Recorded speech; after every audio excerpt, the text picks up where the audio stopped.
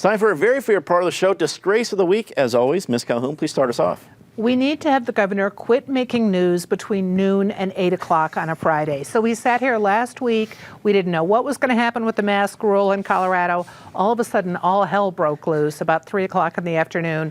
And we had a very chaotic weekend as businesses tried to decide what they could and should do. And that's still continuing. Some businesses want to demand that people wear masks. They don't know if they can. The city of Denver says they've got to talk to their lawyer. It's still really up in the air. Let's hope it settles down and people become civil. And all the news is broken before noon. Yes, will continue to be an everlasting disgrace in this program.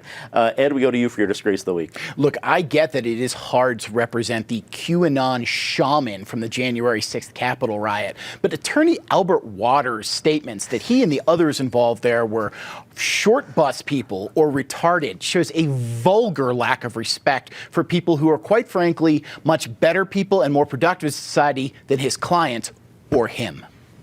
Michael, we go to you. Yeah, so last weekend there was a volleyball tournament, the Colorado Crossroads volleyball tournament, and they didn't let a coach in who was nursing a baby because they didn't allow kids under 16.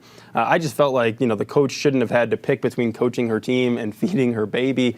I think it's just amazing that, we have to say this, that nursing babies should be allowed to be with mothers wherever they are. And Caitlin, we go to you for your Disgrace of the Week. And this might be a little bit personal because I was there on January 6th, but for me, it's sort of how political the January 6th commission has gone. I mean, I feel like this is the one thing that should not be political, being able to figure out what led to the events of that day. So that's been kind of disappointing.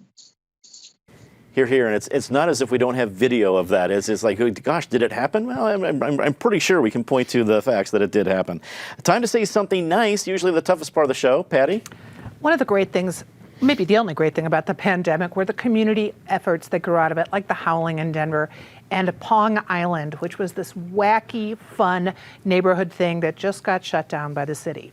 It was fun while it lasted. Here.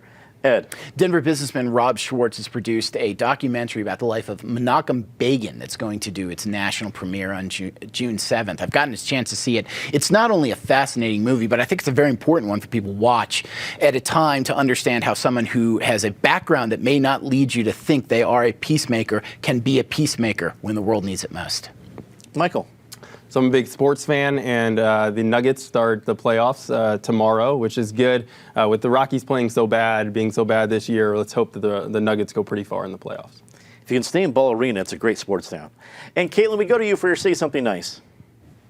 I feel like I need to do something besides work, but I'm going to say another nice thing. It's also nice when Congress actually does work together in a bipartisan way. And I think the anti-Asian American hate crimes bill that they passed this week is an example of that. It shows they can come together on an issue and move it forward. So, yay. Well, I think you get a special kudos, not only for your premiere on CIO, but finding a good thing about to say about Congress, along with a disgrace. Well done. Well done.